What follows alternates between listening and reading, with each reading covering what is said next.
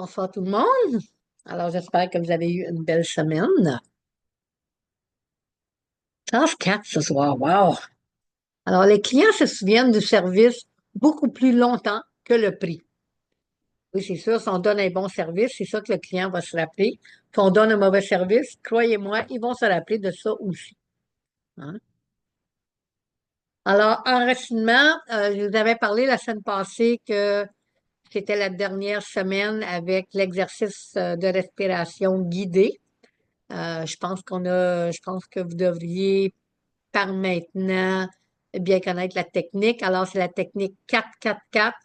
On prend une respiration, tranquillement, on compte jusqu'à 4, on retient 4, puis on laisse aller 4.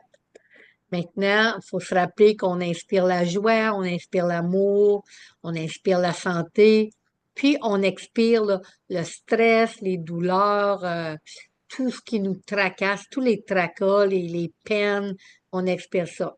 Alors ensemble, on va juste se lever debout. N'oubliez pas d'étirer vos bras, là, puis de vraiment aller rejoindre les étoiles à la deuxième respiration. Dans le fond, ça rouvre tout, là, c'est vraiment magnifique. Alors, ensemble, on va prendre trois belles grandes respirations.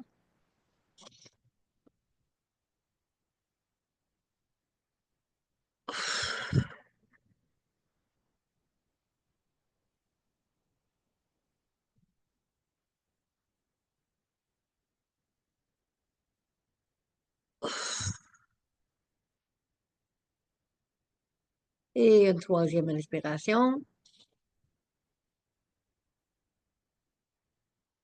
Vous savez, j'espère que vous faites ça chez vous, chaque fois que vous y pensez. On fait jamais ça trop souvent dans une journée. Vous savez que prendre trois grandes respirations, ça nourrit notre cerveau. On en a besoin pour être capable de garder focus. Tu sais, moi, je vous donne beaucoup d'informations, là. Tu sais, j'essaie toujours de condenser ça pour pas qu'on soit 2 heures en ligne. Euh, c'est important d'être capable de garder le focus. Non seulement ça, mais des fois, juste pour évacuer du stress durant la journée. Puis aussi, si vous faites ces trois grandes respirations-là avant d'aller vous coucher, ça pourrait éviter un ACV, hein, parce qu'on a bien nourri le cerveau, on a bien tout dégagé. Puis, j'espère que ça, c'est devenu une pratique dans votre quotidien. Alors, comme je disais tantôt, on est rendu à la classe 4. Connaître tes produits, tes services, ce que tu veux offrir. Alors, ton quoi? On va aussi parler de persévérance. Alors, avant d'aller plus loin, tu dois vraiment avoir fait les exercices de ton pourquoi. C'est très important. Le pourquoi, c'est la base. Alors, si t'es pas rendu là, ben regarde, pause la vidéo, puis tu la regarderas pendant la semaine lorsque ton travail de la classe 4 sera terminé. OK? J'y tiens beaucoup à vous mentionner ça parce que c'est certain que je veux pas que vous preniez de retard. C'est certain que je veux que vous continuez à suivre les classes à toutes les semaines. Mais pour quelques raisons, des fois, on peut avoir eu des inconvénients pendant la semaine, puis on n'a peut-être pas été capable de compléter nos travaux. Une autre chose aussi, c'est que je veux pas que vous perdiez le rythme, le momentum. Je veux que vous gardiez vos motivations. Alors, essayez de pas trop vous asseoir à rien faire pendant la semaine. C'est continuer à travailler vos projets. OK? Puis si vous avez des questions, vous savez, je suis juste un courriel. Vous avez juste besoin de m'envoyer un courriel, puis je vais répondre à vos questions. Ou c'est certain que vous pouvez vous servir de la page Facebook. Alors, notre niveau de conviction, la semaine passée, on a vu notre pourquoi. Cette semaine, on va voir mon quoi et persévérance. OK? Alors, on sert toujours de cette pyramide-là pour se rendre jusqu'à notre niche. Alors, le cycle de la réussite. Alors, la semaine passée, on a vu bâtir, hein, notre pourquoi, définir notre pourquoi, apprendre à bien se connaître, élaborer nos stratégies. afin de renforcer notre entreprise qu'on va faire un petit peu au fil des semaines. Alors, ce soir, c'est vivre. Vivre votre quoi? Alors, apprenez tout sur vos services et produits. Inscrivez-vous, s'il le faut, à des cours qui sont offerts sur vos produits. Restez informé sur les changements, les offres promotionnelles. Utilisez. Alors, c'est important d'utiliser vos services, d'utiliser vos propres conseils, hein, puis vos propres produits. C'est important parce que comment est-ce que vous voulez, ça revient là, à notre histoire de professeur de yoga, comment est-ce que vous voulez amener quelqu'un dans votre mode de vie, hein, si vous servez, si votre projet c'est d'enseigner, votre projet c'est euh, euh, de donner n'importe quel genre de cours, d'être un coach, hein, de coacher les autres. Vous ne pouvez pas coacher quelqu'un si ce n'est pas des choses que vous avez déjà dans votre vie. Hein? Vivre. Vivez le mode de vie de votre genre d'entreprise. OK? On va revenir là-dessus ce soir. Alors, vous avez ce document-là, mon quoi. C'est important de bien le lire, de bien le comprendre avant de faire les exercices dans votre classeur. Alors, définir son quoi n'est pas si facile qu'à quelquefois trop, c'est trop. On veut tout offrir, on veut tout vendre. Il faut être précis. C'est quoi ton focus? Car quand quelqu'un te demande qu'est-ce que tu fais, puis là, tu commences à lui donner une grande description, là, tu sais, je fais ça, ça, ça, ça, ça, puis tu n'es pas capable d'arriver à juste une réponse claire, nette et précise, ben, tu l'as déjà perdu, là. Il est déjà parti ailleurs. Alors, c'est quoi ton service ou produit vedette? Ou on peut même dire, c'est quoi la solution que tu suggères? Tu sais, c'est peut-être que tu vends quelque chose pour aider les gens à, je ne sais pas, je vais vous lancer ça de même, à remplir leur rapport d'impôt plus facilement. Puis tu as des solutions. Alors, c'est quoi? Tu sais, le piège, c'est la mauvaise façon de présenter son quoi. Tu peux offrir les meilleurs services, avoir les meilleurs produits au monde, mais comment vas-tu les vendre? L'aspect technique, c'est de savoir mettre son quoi au service d'une cause centrale. En faisant cela, vous apportez immédiatement une certaine crédibilité à votre mission. Alors, je vous donne quelques exemples. Disons que tu fabriques des sacs en matériel de... qui a déjà été utilisé. Tu sais, tu as des robes, des jupes, des défaits, des gilets, puis tu fais quelque chose avec. Ben, c'est certain que ta cause centrale, ben, c'est l'environnement. Hein? Euh, tu fais, t'offres des services même en comptabilité. Ben, tu sais, c'est pour aider les gens à payer moins d'impôts. Il y a toujours une cause. La cause n'est pas toujours environnementale. On aimerait bien que toutes les entreprises aient une cause environnementale, mais la cause peut aussi d'offrir des services à quelqu'un afin qu'elle ait une meilleure santé, pour éviter de se ramasser à l'hôpital, pour éviter d'être obligé d'aller voir des médecins à tout bout de champ, pour éviter de prendre des médicaments, pour éviter des dépressions. Il y a plein, plein, plein de choses, hein. Alors, c'est pourquoi que tu veux. Alors, vous avez déjà fait ça dans votre pourquoi. Maintenant, on va regarder plus un petit peu. On ne regarde pas le pourquoi ce soir, mais dans ton quoi, il va absolument, ça va venir automatiquement après que tu vas avoir fait l'exercice, que ton quoi, il y a aussi un pourquoi. Alors, pourquoi toi, tu le fais? Mais pourquoi est-ce que les gens achèteraient ce que toi, tu as à offrir? Alors, en faisant cela, vous apportez immédiatement, comme je disais, une certaine crédibilité à votre mission. Alors, ça revient à son pourquoi. Si ta mission est d'aider les jeunes mamans, mais que tu vends des jouets qui ne servent à rien, des jouets qui ne durent pas, ben, tu vas un petit peu à l'encontre de ta mission, hein. Tu as prétendu vouloir aider la maman sous fausse représentation, juste pour être capable de vendre ton produit. Je vais revenir à la première phrase en haut. Définir son quoi ce n'est pas facile car quelquefois trop, c'est trop. On veut tout offrir, on veut tout vendre. Alors, Tu sais, disons que tu fais de la couture, OK? Puis que tu fais des sacs, tu fais des jupes avec tous des morceaux de matériel recyclé. Mais ça va être quoi ton produit vedette? Tu sais, est-ce que tu as assez de matériel disponible pour faire plein de jupes?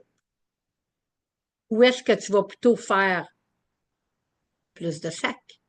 Parce qu'il faut aussi que tu sois capable de remplir la demande, hein? Donc, c'est quoi ton produit vedette? OK? Je vais vous donner des meilleurs exemples tantôt. Alors, voici notre classeur de cette semaine. Alors, n'oubliez pas de toujours indiquer la date. Votre pensée du jour, vous savez que c'est la pensée de la semaine. J'espère que vous prenez le temps quand même hein, pour trouver une pensée selon ce que vous avez à faire cette semaine. Alors, ton quoi?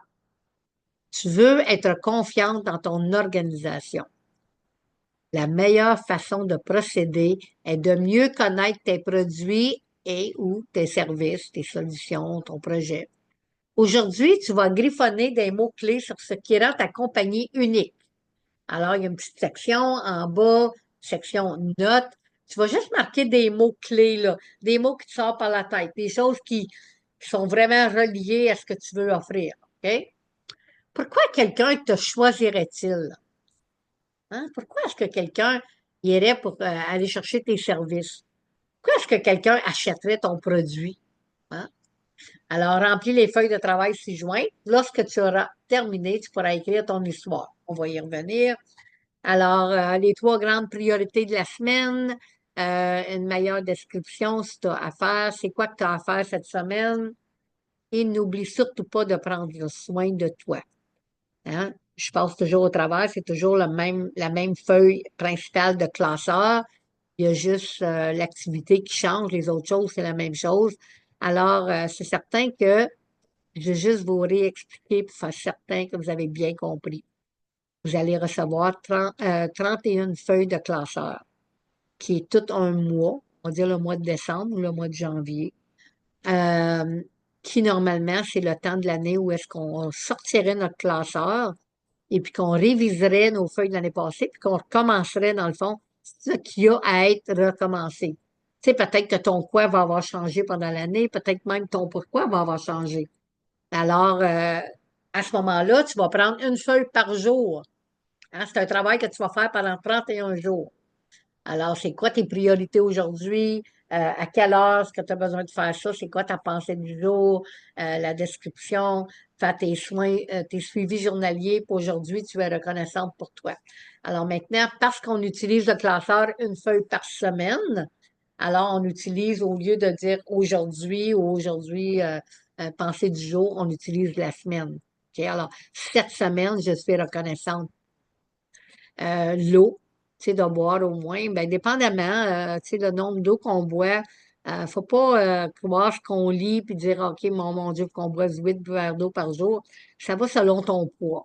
Alors, disons, tu sais, ça peut être environ 6 là, 4 à 6 dépendamment. Tes suppléments, tu sais, peut-être que tu es obligé, peut-être pas obligé, je reprends ce mot. Alors, peut-être que tu prends des suppléments 3 fois par jour. Alors, tu coches pour faire ça que tu n'as pas oublié de prendre tes suppléments, des exercices, puis un petit peu de temps pour soi. Hein? Alors, alors, on continue avec notre quoi. Étendez vos connaissances du marché, des produits et services que vous proposez et des défis du domaine d'activité. Lisez sur ces sujets. Informez-vous de l'évolution des marchés et produits, les coûts, etc. Tout ce qui a rapport à ce que toi, tu as à offrir. Alors, on travaille notre plan d'affaires. Alors, l'étude de marché, c'est extrêmement important. Excusez. Excusez. Alors, l'étude de marché, c'est extrêmement important. Ça fait partie de tout plan d'affaires. Si on ne fait pas d'étude de marché, on s'en va à l'aveuglette. Puis, pense pas que ce que tu offres, ton produit ou ton service, il est unique. Hein? Il y a peut-être des choses qui le différencient des autres, mais ça existe déjà. Si vous pensez que vous êtes en train de fabriquer une nouvelle roue, ben s'il vous plaît, laissez-nous savoir, hein, parce que la roue, elle existe déjà. On n'a pas à réinventer. Alors, votre idée peut être unique, mais en quelque part, votre idée à part de quelque chose d'autre. Alors, on fait une étude de marché, on regarde qu'est-ce qui existe déjà sur le marché qui est semblable ou ça ne sera jamais pareil, mais qui est dans la même catégorie de services ou même catégorie de produits. Alors, c'est certain qu'on ne pense pas à comment est-ce qu'on va promouvoir notre produit, là. On n'est pas rendu là du tout, du tout, du tout. On garde vraiment le focus sur le quoi. Les descriptions de produits représenteraient 82% des décisions d'achat des acheteurs. Hein? Une description de produit qui fonctionne nécessite deux choses. Savoir c'est quoi qui motive le client à acheter, puis des compétences rédactionnelles. Tu sais, c'est disons que t'es pas trop bonne ou t'es pas trop bon pour écrire des petites phrases, tu sais, pour t'aider à promouvoir ton produit quand on va être rendu là. Mais des fois, on est obligé d'aller chercher de l'aide ailleurs. Hein, trouver quelqu'un qui est meilleur que nous autres pour rédiger des choses. Puis, c'est important dans notre description de produit. Tu sais, des fois, on sait ce qu'on veut dire, mais on sait juste pas comment l'écrire. Alors, décrire les avantages du produit. La plupart des clients ne sont pas vraiment intéressés par les fonctionnalités du produit. Ce qui les intéresse, c'est qu'est-ce que le produit va faire pour eux. La même chose, si tu offres un service, pourquoi est-ce que j'achèterais ce service-là? Qu'est-ce que ça va faire? Qu'est-ce que ça va changer dans ma vie? Hein? Lors de la rédaction d'une description de produit, choisissez quelques caractéristiques spéciales, principales. Tu sais, les choses que toi, tu as à offrir qui est différent de quelqu'un d'autre. Puis on a déjà regardé ça, je pense, dans la classe 2. Ensuite, demandez-vous, comment cela améliore-t-elle la vie de mon client? Hein? D'avoir cette réponse-là, de savoir comment est-ce que ton service ou ton produit va améliorer la vie de ton client, bien, ça va t'aider à rédiger une belle description attrayante. Là, c'est certain que il faut choisir, il faut prendre des décisions. Parce que disons que tu veux offrir trop de choses, tu sais, tu as trop de produits, puis ben, il faut en laisser de côté. Alors, avant d'aller plus loin, puis même, je vais reculer pour rester ici, je vais vous conter une petite histoire sur les décisions.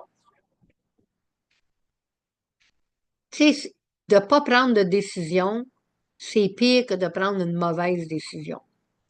Parce que quand tu prends une décision, c'est jamais la mauvaise décision au moment où tu prends la décision.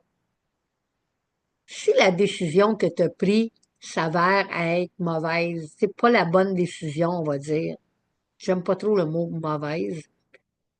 Tu sais, si ça s'avère que la décision que tu as prise aujourd'hui, dans quelques mois, tu dis, ah, j'aurais peut-être pas dû.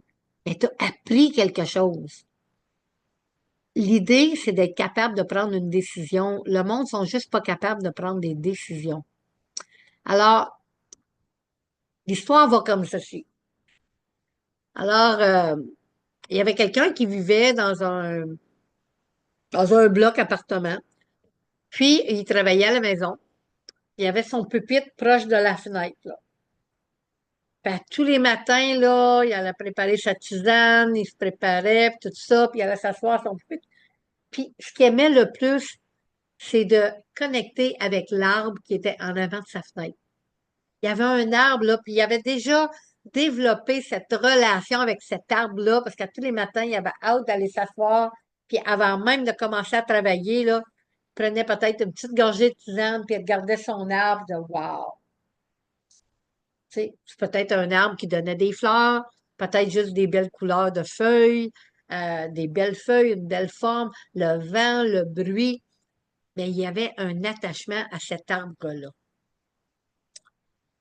Un matin, il se lève, puis il entendait du bruit dehors.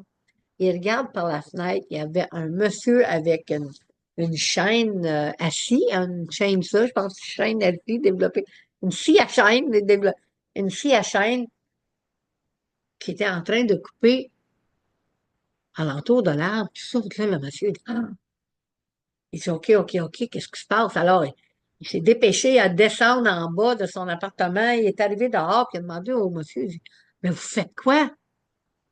Le monsieur l'a regardé, puis il a dit, vous aimez cet arbre? Il a dit, ah oui, ah oui, ah oui, c'est un arbre spécial. Mais je suis obligé d'y couper des branches parce que si j'enlève pas des branches, votre arbre va mourir. Puis il y a trop de branches, ça prend toute son énergie. Il y a de la difficulté à continuer à croître. Alors, vous voyez, quand on a trop d'affaires, ça prend trop d'énergie. Des fois, il faut faire un ménage.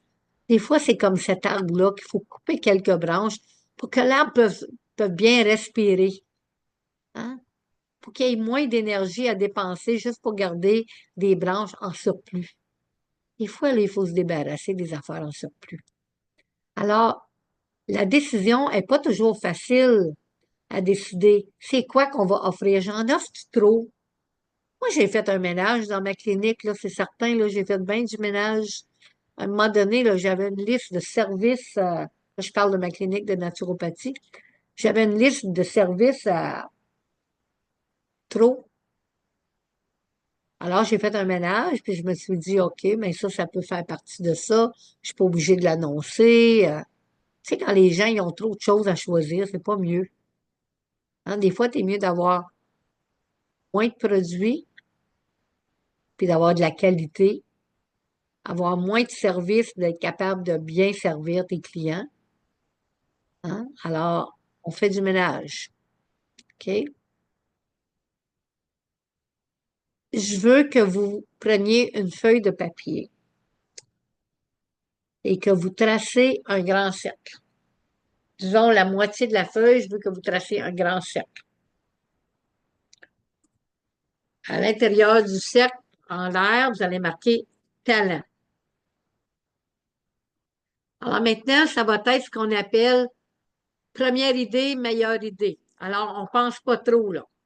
La première chose qui vous vient par la tête, c'est la meilleure idée. Alors, vous allez écrire un, deux, trois. À côté, vous allez écrire trois talents. Ça vous prendra pas de temps, là. Comme je vous dis, c'est la méthode première idée, meilleure idée. OK? Alors, dans un cercle qui est écrit talent, vous allez écrire trois talents. C'est quoi tes trois talents? En bas de ce cercle-là, tu vas faire un autre cercle. Puis en l'air, tu vas marquer défi. Puis tu vas écrire un, deux, trois. Puis tu vas écrire trois défis. Exemple, j'ai passé à travers des épisodes de violence dans ma vie. J'ai dû recommencer à zéro plusieurs fois. J'ai passé à travers de relations. J'ai déjà été codépendante. J'ai déjà eu des dépendances. C'est quoi les défis que tu as eu à passer au travers? OK? Encore, première réponse, meilleure réponse. Hein? Pensez-y pas trop. Vous allez tourner votre feuille de l'autre côté, puis en haut, vous allez faire un autre cercle. Puis en là, vous allez marquer passion. Un, deux, trois. Vous allez marquer vos trois passions. C'est quoi vos trois passions? OK? Alors maintenant, vous allez regarder vos trois cercles et vous allez encercler une chose dans chacun des cercles. Une chose dans le cercle de talent, une chose dans, tu sais, c'est quoi qui donne l'expérience. Tu sais, quand on écrit des défis, on essaie que ce soit un petit peu pertinent à notre projet. Puis c'est quoi notre passion principale? On va en encercler juste un. Maintenant, vous allez faire un autre cercle. On va fermer nos yeux.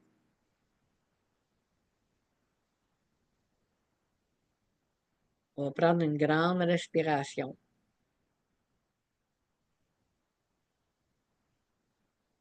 Alors, dans tes trois réponses, c'est laquelle la réponse qui t'attire le plus? C'est laquelle qui est la réponse? Coupe toutes les branches qui sont en extra, là. Toutes les branches que tu n'as plus besoin, tu vas juste garder une chose. Tu vas l'écrire au plein centre du cercle. OK? Alors, je te donne un exemple. Des fois, dans ta passion et dans ton talent, ça peut être la même réponse, hein. Tu peux avoir peut-être des mêmes réponses dans ça. Alors, moi, ma réponse finale a été enseigner. Maintenant, dans mon gros chèque, j'ai fait des branches. OK? Moi, j'ai fait trois branches. Alors, j'ai fait trois lignes qui sortaient du cercle, puis j'ai mis trois petits cercles. Là, j'ai marqué enseigner croissance personnelle, enseigner débuter une entreprise et enseigner la nutrition, la santé. OK? Alors, c'est là-dessus que je me concentre.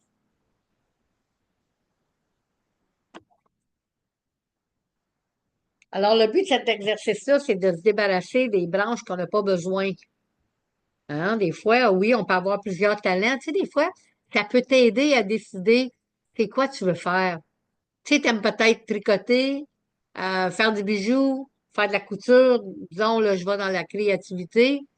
Mais tu peux pas faire les trois parce qu'à un moment donné, tu pourras pas remplir la demande.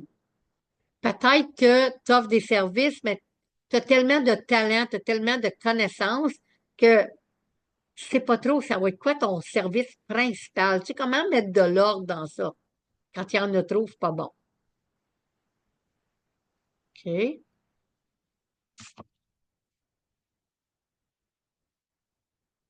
J'espère que vous avez fait l'exercice pendant qu'on la faisait parce que c'est pas un exercice qu'on veut faire puis penser trop longtemps, hein. Tu sais, la méthode, là, première pensée, meilleure pensée, c'est une bonne méthode pour bien des choses.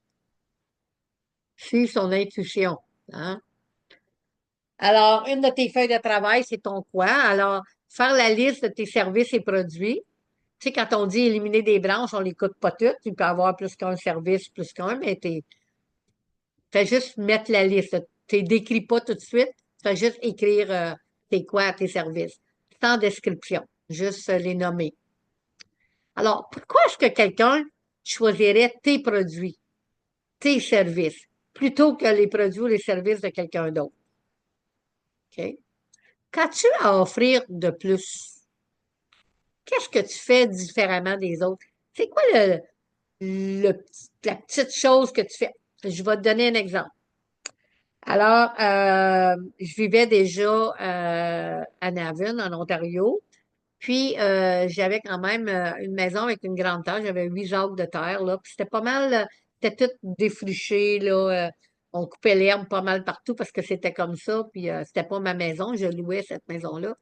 Dans ma cour, j'avais comme un genre de un petit chalet rond. Puis, j'avais fait des arrangements dans ma cour où est-ce que j'avais mis, je pense, que j'avais 6 tables, des petites tables rondes avec des chaises. Puis, il y en a qui avaient des abreuvoirs d'oiseaux à côté, des bouquets de fleurs. C'était différents termes. Peut-être qu'on peut les appeler différents termes. À ce moment-là, j'étais pas naturopathe, j'étais aromatologue. Donc, j'offrais des sessions en aromathérapie. Puis, je faisais aussi du Reiki. Alors, qu'est-ce que j'offrais de plus que les autres?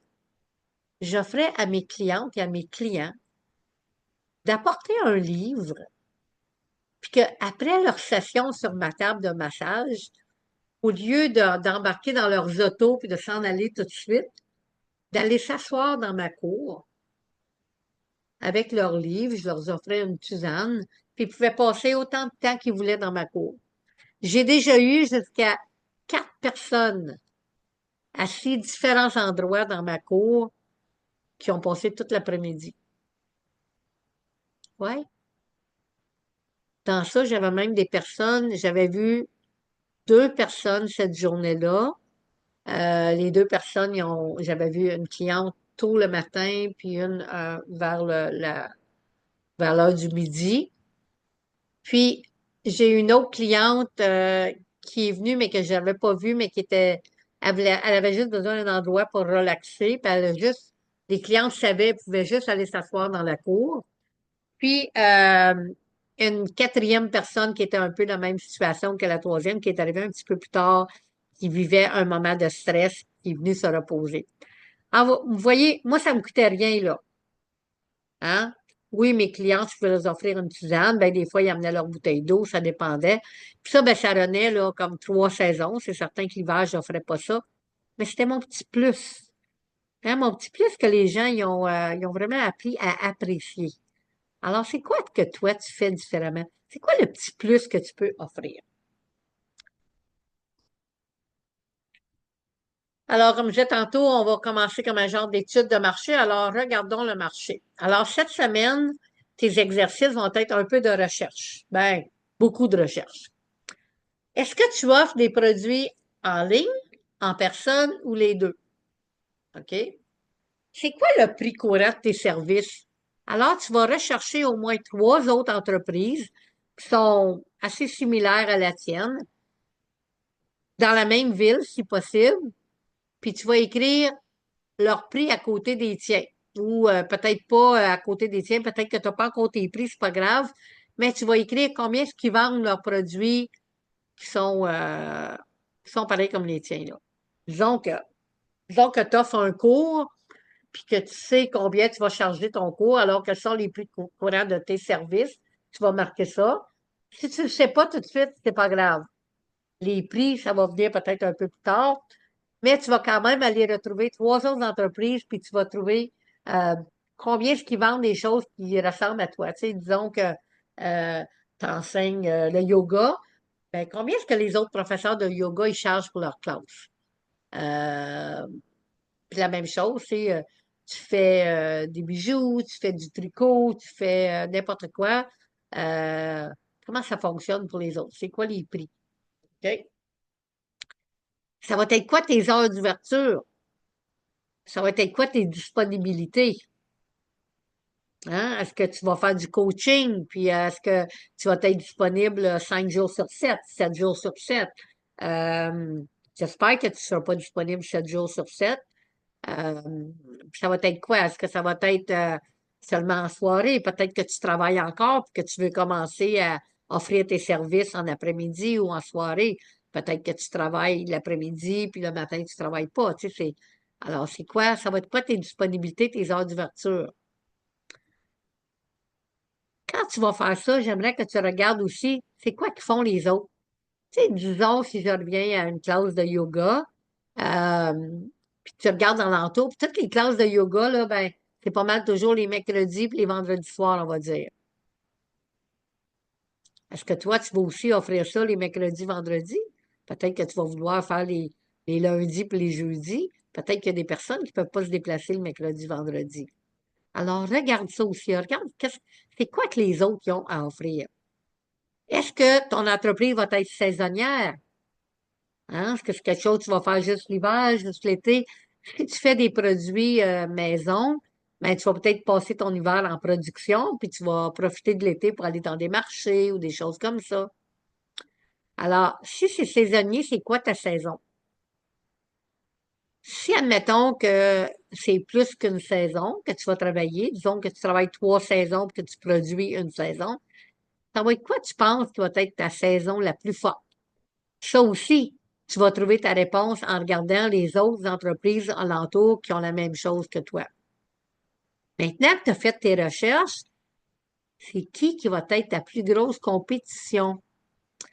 Hein? N'oubliez pas qu'aujourd'hui, il y a plein de gens qui vendent des choses en ligne. Peut-être que les marchands en ligne vont être ta plus grosse compétition. Peut-être que toi, tu veux donner des classes en personne euh, ou vice-versa. OK?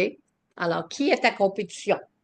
Alors, quand tu vas regarder les prix puis tout ça dans les, tu sais, de tes choses, ça va t'aider à trouver un petit peu ta compétition. Alors, c'est vraiment une étude de marché, juste une petite, là, ça c'est juste un début, des choses faciles à trouver, mais qui va quand même te demander un peu de recherche. Maintenant que tu as fait la liste de tes produits, que tu en connais un petit peu plus, tu vas donner une bonne description de tes produits et services. Tu sais, ici, on faisait juste, on faisait juste la liste des produits. Ici, tu vas les décrire. Alors, une bonne description de produit est concise, car les clients ne resteront pas indéfiniment sur votre page. Puis ils resteront pas à côté de toi à t'écouter jusqu'à temps que tu aies fini d'expliquer. Alors, on va direct au but. Alors, une façon rapide d'aller à l'essentiel. N'utilise qu'une seule phrase pour chaque avantage. Alors, chaque produit, chaque service, euh, admettons que tu offres un produit qui est bon pour la santé, qui est bon pour la famille, tu sais qu'il y a plusieurs choses. Fais juste une petite ligne brève sur chacune des avantages. Une description trop technique va perdre très vite l'utilisateur et surtout, il peut ne pas comprendre tout le jargon qu'on utilise. Hein, peut-être que nous autres, on a un langage bien spécifique par rapport à des cours qu'on a pris, des choses. Moi, j'essaie toujours de ne pas utiliser des grands mots. Je pense que c'est plus facile, je ne suis pas obligée de donner d'explications. En plus, tu sais, utiliser des mots que tout le monde comprend. OK? Alors ici, si tu as besoin de plus de lignes, mais je pense que tu as toute une page là, dans ton classeur. Sinon, ben, c'est pour ça que vous avez acheté des feuilles mobiles, utilisez d'autres feuilles. Alors, tu as une feuille pour partager ton histoire. Alors, raconter une histoire. La narration fonctionne bien pour créer la vue d'ensemble d'un produit car elle attire l'attention. Une histoire contient ce coup de poing émotionnel indispensable, ce qui est extrêmement important pour aider à guider les gens vers l'étape d'achat. Ah, si ça attire l'attention, tu sais, comme on dit, là, le coup de poing émotionnel, t'attire l'attention, ils vont continuer à lire, puis ils vont vouloir en savoir plus. Alors, ce n'est pas parce qu'un utilisateur lit la description de votre produit qu'il va forcément l'acheter. Pour qu'il passe à l'acte, vous devez être convaincant. Mettez en avant les avantages de votre produit, la différence avec la concurrence et racontez une histoire à vos clients cibles. Alors, comment écrire une description de produit avec une histoire? Alors, on crée une scène où le produit peut fournir un contexte amusant. On décrit comment l'utilisateur va se sentir avec ce produit-là ou avec le service. Utilisez un langage simple et naturel sans trop de détails techniques. Alors, quand tu partages ton histoire, c'est qu'est-ce qui t'a amené à vouloir faire ça? Hein? C'est quoi ton expérience unique avec ton produit ou avec tes services? Faut que ce soit quelque chose de personnel, hein? C'est important de pouvoir partager cette expérience-là. Alors, dans les lignes qui suivent, décris ton expérience personnelle. C'est certain que, tu sais, quand on écrit notre histoire, c'est pas ça qu'on va utiliser pour faire une promotion. Mais disons, si tu montes un site web, ça va peut-être être, une histoire que tu vas vouloir partager. Si disons que tu donnes une conférence pour inviter les gens à signer pour un de tes cours ou à venir à un de tes marchés ou quelque chose, ben là, c'est le temps de partager ton histoire. Le monde, il aime toujours une bonne histoire. OK? Quelque chose là qui va aller chercher, comme j'ai mentionné en haut, le coup de poing émotionnel indispensable pour que la future cliente ou client veuille acheter ton produit. OK? Alors, partage ton histoire. Ça, c'est ton histoire avec tes produits et tes services ou tes services. Alors, j'en ai dit beaucoup, là, vous avez probablement la tête. Alors, on va prendre une petite pause, quelques minutes, puis vous donner le temps d'aller remplir votre bouteille d'eau, faire une petite tisane à la salle de bain, juste vous éclaircir la tête, puis on se revoit dans pas long.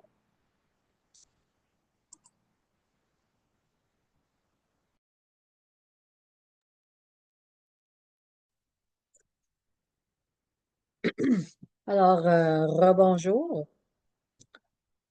Alors, vous savez, quand on parle de notre quoi, c'est comme une méthode qu'on pourrait appeler la période de questionnement. Hein? On se questionne vraiment là, Là, on est rendu à vraiment déterminer c'est quoi qu'on veut faire. OK? C'est quoi qu'on veut vendre, c'est quoi qu'on veut offrir. Puis même si tu as déjà une entreprise, c'est super important c'est là qu'on fait le ménage, là. Tu sais, peut-être qu'il y a trop d'affaires dans ta business que tu pourrais enlever, hein? Tu pourrais couper des branches. Alors, ça, là, c'est aussi important pour les personnes qui veulent partir une nouvelle entreprise que pour celles qui ont déjà une entreprise existante. C'est le temps de faire le ménage. OK? Alors, on continue. Dans la confrontation entre la rivière et le rocher, la rivière gagne toujours, non pas par la force, mais par la persévérance. Hein? Persévérance, il faut en parler, c'est important, ça fait partie des qualités d'une bonne entrepreneur. Alors, quel est le message de la persévérance? Ça aussi, tu as un document qui s'appelle Persévérance. Tu n'es peut-être pas obligé de l'imprimer. Ton quoi, je t'encourage à l'imprimer parce que tu vas vouloir peut-être revenir à des choses.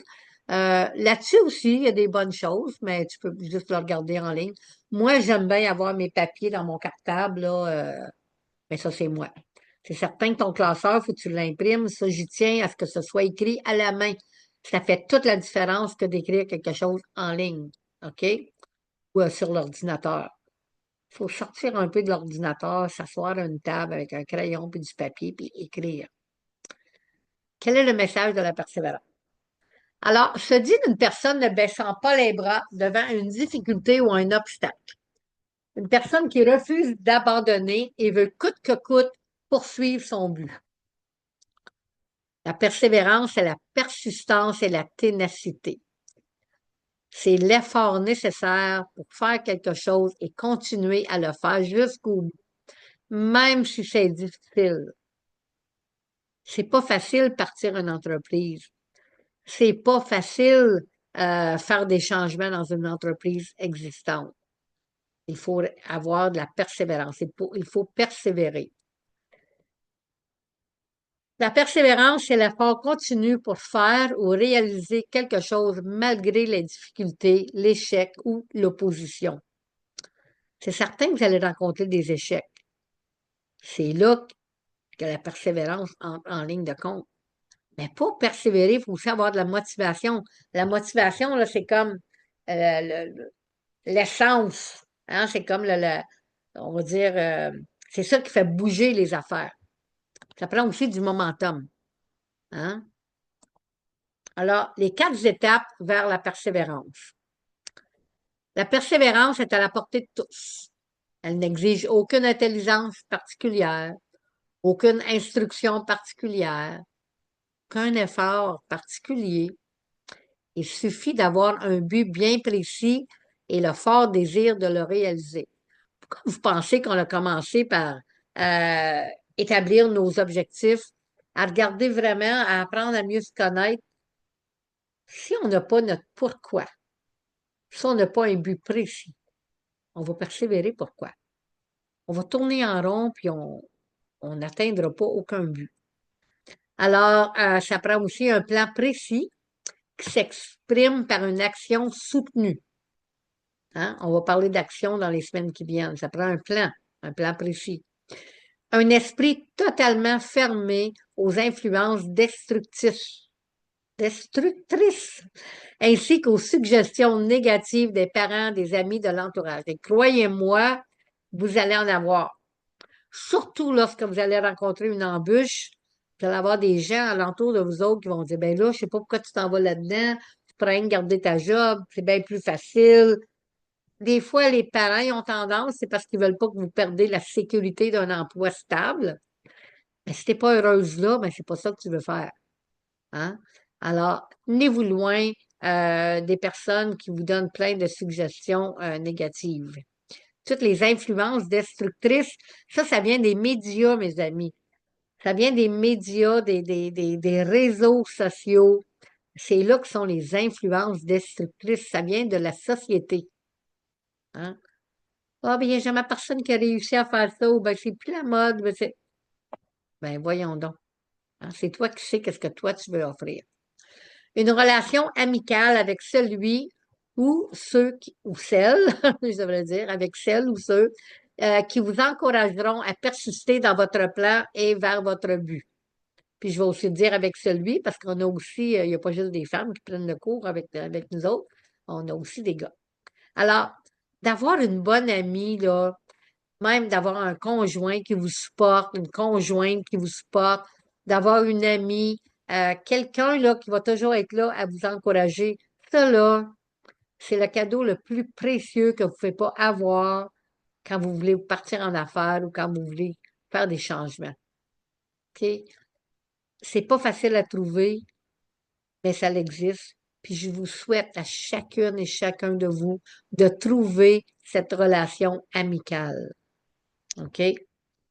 Par la mise en pratique Par la mise en pratique de ces lois, l'homme contrôle son destin financier, ou la femme contrôle son destin financier, conquiert la liberté et l'indépendance de la pensée, se garantit des coups de chance, transforme ses rêves en réalité. Hein? Transformer vos rêves en réalité. Comment faire preuve de persévérance? Faire preuve de persévérance, c'est d'être en mesure de s'engager, de ne pas avoir de crainte sur la durée. Il ne faut pas être pressé. Il faut que ça soit fait, il faut suivre les étapes. Il ne faut pas sauter les étapes. Tu sais, je vous dis ça par connaissance de cause, là. Ça fait plus de 50 ans que je fais ça, puis j'en ai vu du monde brûler des étapes. Je les ai vus tomber, puis c'est pas toutes et tous qui se sont relevés. Suivez les étapes. C'est faire créer d'autres opportunités. C'est de devenir des expertes, des experts. Ne pas se contenter de parcourir, mais d'aller jusqu'au fond des choses. Hein, faites pas juste regarder la surface. Ben, peut-être, si c'est ça que tu veux faire, va jusqu'au bout. Ça, c'est la persévérance. C'est aussi être en mesure de faire preuve de patience ou que oui. Hein, ça prend de la patience. Il y a peut-être des journées qui vont aller moins vite que d'autres. On peut attendre des réponses. Des fois, on a besoin des réponses de quelqu'un qui peut nous aider. De comprendre que le temps opère son travail et qu'il peut aussi être un allié dans certaines circonstances. Des fois, juste le fait d'être d'attendre pour accomplir quelque chose, puis de dire, ah, c'est peut-être pas la bonne journée pour ça. C'est peut-être pas le bon temps. Ben, il y a une raison. Il faut avoir de la patience. On garde ce momentum, mais on y va selon le rythme. Hein? Le temps, c'est notre allié dans la plupart du temps. On pense que non, mais je vais vous dire, vous allez apprendre que le temps, c'est votre allié. C'est quand on regarde en arrière. Tu sais, s'il y a plein de petites choses qui arrivent, mais vous ne prenez pas le temps de regarder en arrière et de dire, wow, si je n'aurais pas pris le temps de faire ça, je ne serais pas où ce que je suis aujourd'hui. Tu sais, reconnaissez votre patience, reconnaissez votre persévérance, reconnaissez toutes vos gains, hein, toutes les petites choses que vous avez gagnées, toutes vos réussites, toutes vos petites réussites. Peu importe la grandeur, de la grosseur de la réussite, l'importance de la réussite, c'est une réussite. Les 4 principes de la persévérance. Un, bien sûr, avoir un objectif. Deux, c'est certain, on entre dans l'inconnu. Gérer la déception. Vous savez, j'aime pas trop le mot gérer, mais ici, on peut l'utiliser. D'être capable de dire, OK, ben, ça n'a pas marché comme je voulais. On passe par-dessus ça, puis on lâche pas. On essaye d'autres choses. On fait des petits changements dans notre plan. Vous allez avoir un plan, là. Hein, c'est pas pour rien qu'on a cette classeur-là, puis qu'on a un plan. Travailler avec des ressources limitées. Hein? Ça arrive souvent qu'on travaille avec des ressources limitées. C'est là qu'on va créer la persévérance. Ressources limitées, ça pourrait être, tu sais, quelqu'un qui vit en campagne. Excusez, je le prends une petite gorgée. Quelqu'un qui vit à la campagne, puis que son Internet, ses réseaux, Ça fonctionne pas toujours bien. Des fois, c'est lent. Hein? Peut-être que tu n'as pas de voiture. Tu sais, moi, je connais une madame qui fait des tricots. Une dame, là, elle a 80 quelques années, parce que je pense qu'elle a 83. Elle fait du tricot. Puis elle fait plein de tricots, là. Puis elle fait les marchés. Mais elle conduit pas. Hein? Elle n'est pas trop forte. Fait que c'est son fils qui l'amène au marché. C'est son fils qui l'aide à placer ses tables avec sa bru. C'est son fils qui vient la chercher à la fin de la journée. Puis c'est lui qui vient la chercher à la fin du marché pour tout rassembler ses choses, puis les remettre dans la voiture, puis les ramener chez elle. C'est certain que c'est le fun, c'est beau, c'est fantastique, mais avant de pouvoir s'inscrire dans un marché, elle est quand même à la merci de son fils. Faut qu'elle lui demande s'il est libre cette journée-là, cette fin de semaine-là. Ça, c'est travailler avec des ressources limitées. Mais elle est toujours là, la madame, là. Hein, je l'ai vue très souvent quand j'ai fait des marchés, là. Elle était là, puis son fils était là. Il la laisse là, là. Elle fait ça toute seule. Elle est vraiment bonne. Alors, ça, c'est des ressources limitées. Quels sont les bienfaits de la persévérance? Ben, ça leur manque la réussite dans tous les domaines de notre vie, hein, dans tous les domaines, que ce soit au niveau de notre travail, de notre projet, autant au niveau familial, puis au niveau personnel aussi. Ça leur manque l'estime de soi, hein? Ça vous donne une bien plus grande autonomie. Les prises de décision viennent de moins en moins difficiles. Ça améliore nos relations, comme je disais, même nos relations avec soi-même. Et ça satisfait nos besoins psychologiques. Hein? Vous devez être motivé afin d'atteindre vos objectifs. Alors, comme je vous disais tantôt, si pour faire preuve de persévérance, ça prend de la motivation, c'est ça qui est en arrière, hein, c'est ça qui fait marcher. Alors, l'élan, hein, la motivation donne l'élan nécessaire, tandis que la persévérance maintient une constance face aux défis inévitables. Alors, pour être capable d'avoir de la persévérance, ça prend la motivation en arrière. Alors, il ne faut jamais arrêter d'être motivé. Alors, ici, vous avez quelques trucs pour vous aider à rester motivé.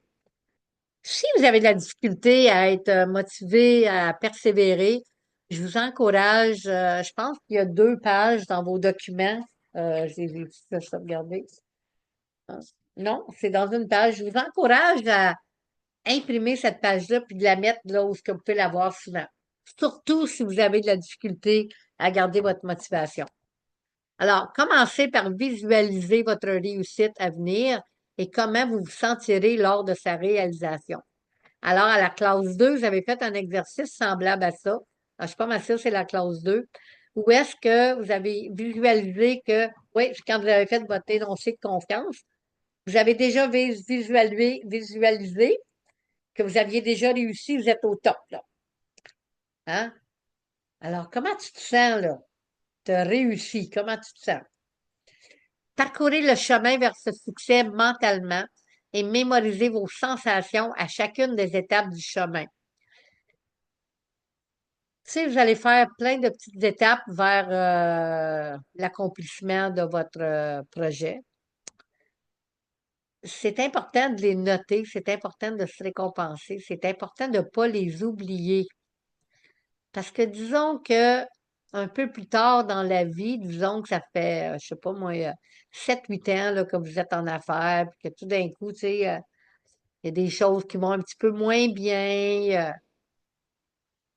Pensez à toutes les étapes que vous avez parcourues pour arriver là. C'est ça qui va vous remotiver, c'est ça qui va vous aider à persévérer. Puis à regarder votre classeur, puis à faire les changements que vous avez besoin de faire.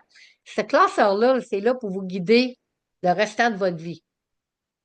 Alors, donnez une grande priorité à chaque tâche que vous devez entreprendre afin que chaque tâche ait une priorité dans votre esprit. Hein? Quand vous avez des choses à faire, mettez-les en priorité. Fixez-vous un nombre d'heures de travail à faire chaque jour pour l'atteinte de vos objectifs.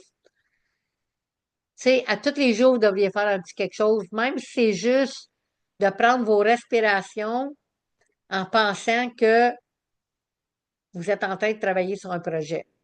Parce que si vous arrêtez de faire un petit quelque chose à tous les jours, vous allez manquer, vous allez perdre votre momentum, vous allez perdre votre motivation. Alors, fixez-vous un nombre d'heures, même si c'est une demi-heure par jour. OK? Si vous êtes capable d'en mettre plus, ben c'est encore mieux, mais chacun travaille à son rythme. Définissez des étapes pour les choses que vous aimez et celles pour lesquelles vous êtes compétent. Hein? Écrire des étapes. Je pense on a fait beaucoup de travail pour ça dans les deux premières classes. Révisez-les si vous avez besoin.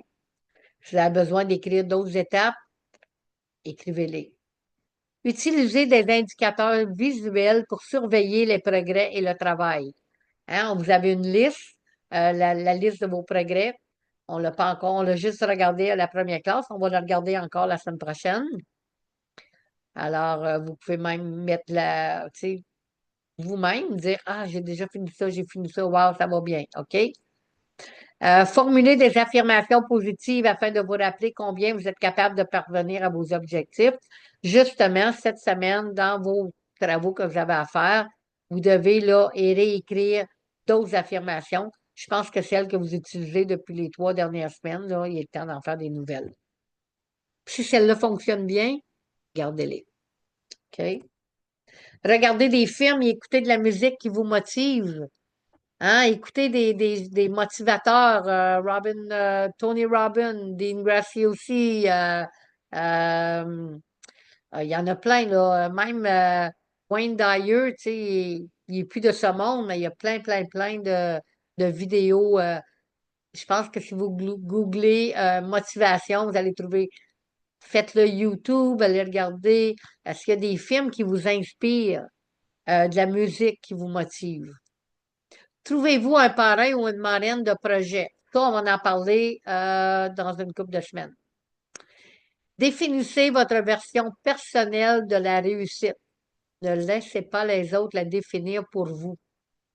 Tu sais, j'espère que votre réussite, ça ne veut pas dire gagner un certain montant d'argent. Mais ça peut être, ben, je vis plus de stress parce que je sais que je suis capable de payer mon loyer. Pour moi, la réussite, ça peut être, ben, je suis capable de me payer un spa à toutes les 2 semaines.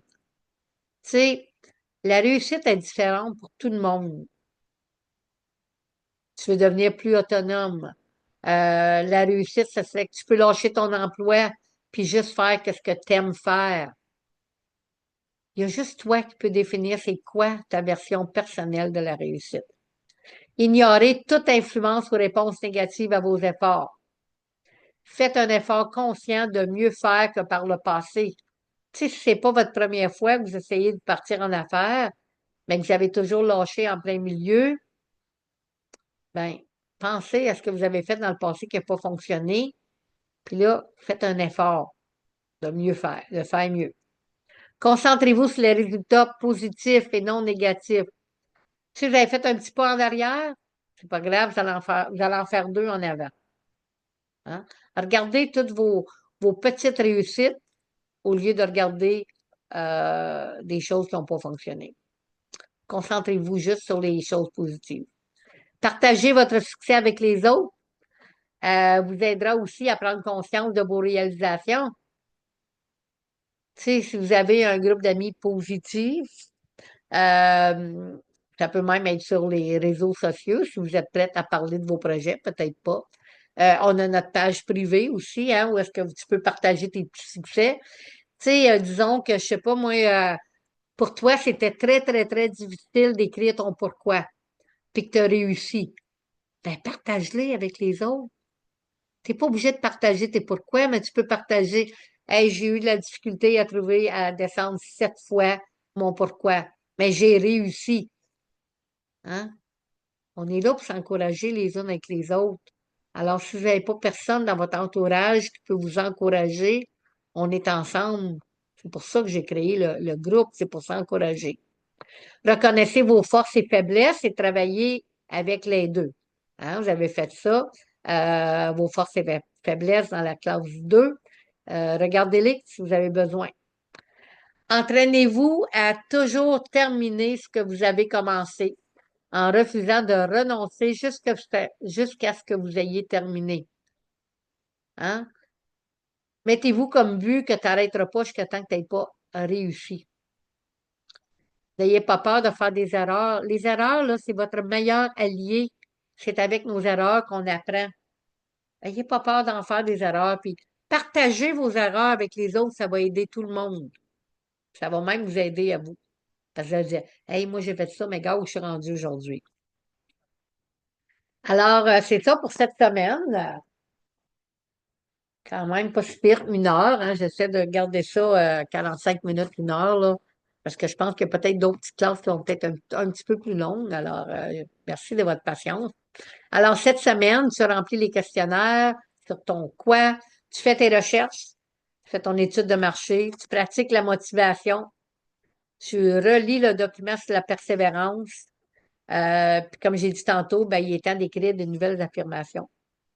Alors, je voulais juste rajouter que pour celle qui me fait des paiements mensuels, ben, votre premier paiement il est dû avant la prochaine classe au montant de 184 puis c'est dû le 3 février. Alors, si vous avez un problème quelconque, que vous ne pouvez pas m'envoyer l'argent pour quelque raison, c'est important de me contacter. Sinon, ben, tu pourrais plus faire partie de notre page Facebook. Puis je veux pas faire ça. Alors, j'aime mieux que tu me contactes, me dire, Hey, écoute, tu sais, je peux-tu faire ça en 2 paiements ou tu peux-tu attendre une semaine de plus? Ça me dérange pas, mais il faut que je le sache. OK? Si j'ai pas de nouvelles de toi, je vais prendre pour acquis que tu as décidé d'abandonner le cours. J'espère que ça ne sera pas le cas parce que j'aime vraiment, on a une belle équipe, vous avez des beaux projets. Puis n'oublie pas, si tu ne m'as pas encore envoyé ça, j'ai vraiment besoin de recevoir ton projet. Il y en a encore qui ne sont pas inscrites sur la page Facebook. Alors, envoie-moi une demande d'amis pour que je puisse t'inscrire. Bonne semaine tout le monde et merci beaucoup de m'avoir écouté.